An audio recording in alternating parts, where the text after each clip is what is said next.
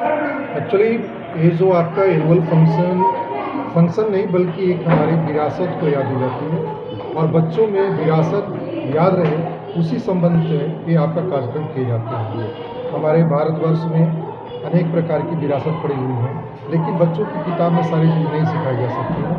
उनको हम लोग डिफरेंट एक्टिविटी के द्वारा सिखाते हैं, जिसमें मान लीजिए कि अभी जब जस्ट आपने देखा कि चारों युग का वर्णन हुआ, तो चारों युग का वर्णन हुआ, चारों युग का कौन युग में क्या होता था, कैसे चलता था, क्या होता था, ये सारे चीज़ आपका यहाँ पर दिखाया गया। उसी प्रकार से हमारे कंट्री में डिफरेंट जगह पर डिफरेंट कल्चर है, डिफरेंट पहनावा है, डिफरेंट भाषा है। ये सारे को हम लोग एक थीम बेस पर प्रोग्राम के अंदर रच कर बच्चों को सिखाते हैं, दिखाते हैं, ताकि वह उसको सीख करके कल के डेट में अगर वो एक देश का जो नागरिक बनना, वो आपका एक सुशिक्षित, सभ्य एवं विद्वान नागरिक बने। हमारा स्कूल का ध्येय इतना ही है कि बच्चे सिर्फ किताबी ज्ञान नहीं ले, बल्कि विरासत के साथ साथ अपनी कंट्री के अपने धरोहर को भी बचा सकें। इसी उद्देश्य से ये कार्यक्रम कराया जाता है। जिस तरह से आज के युवा जो हैं कहीं ना कहीं हमारे संस्कृति को लेकर भूलते जा रहे हैं, और जिस तरह से आप अभी परफॉर्मेंस कर रहे थे बच्चे, संस्कृति को दिखा रहे थे,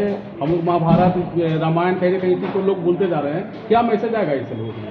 नहीं, ये आपका एक ऐसा चीज़ है कि बच्चों को किताब में पढ़ा करके वो चीज़ नहीं सिखाया जा सकता है, जहाँ पर कि यहाँ पर खुद वो एक्ट कर रहे हैं, और एक एक्ट को करने के लिए कम से कम आपका 15 बार 20 बार उसको रिपीट करते हैं, जिसका रिजल्ट होता है कि वो चीज़ उनके जान में घुस जाता है।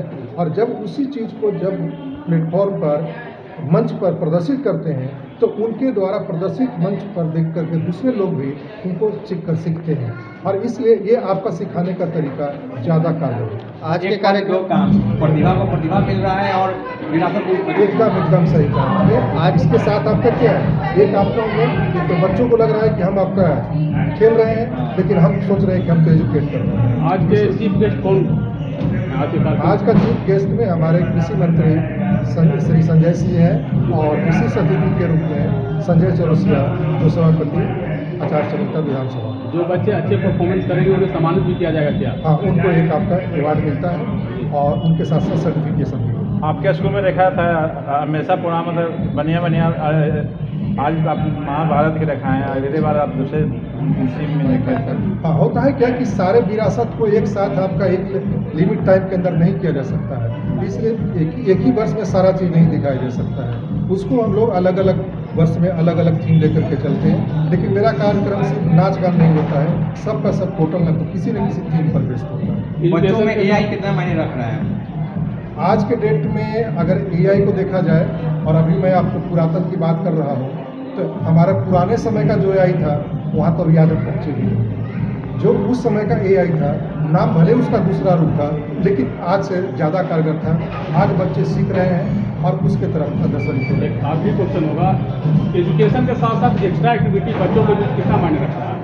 देखिए, ये आपका क्या है, एजुकेशन ही एक्स्ट्रा एक्टिविटी। अंतर इतना ही है कि एक आपका किताबी ज्ञान है और दूसरा क्या है, आपका कार्यक्रम के द्वारा, उनके फिजिकल एक्टिविटी के द्वारा, उनके आपका प्रैक्टिकल वर्कशॉप के द्वारा किया जाता है। और प्रैक्टिकल वर्कशॉप के द्वारा जो वर्क किया जाता है वह ज़्यादा कारगर होता है बनस्पति।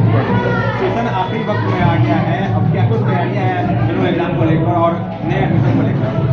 नहीं, देखिए, होता क्या है कि हम लोग शुरू में भी हमारा पूरे वर्ष का कैलेंडर बना हुआ होता है, किस समय कौन एक्टिविटी करानी है, कौन से एग्जाम में, इसलिए हम लोग सिलेबस को उसी में ध्यान में रख करके दिसंबर के मिड ऑफ दिसंबर तक टोटल लगभग हम लोग सिलेबस को कवर कर लेते हैं, ठीक है। और उसका रिजल्ट ये हो जाता है कि बच्चों पर आपका सिलेबस का लोड नहीं होता है। सर, अपना परिचय बताइए।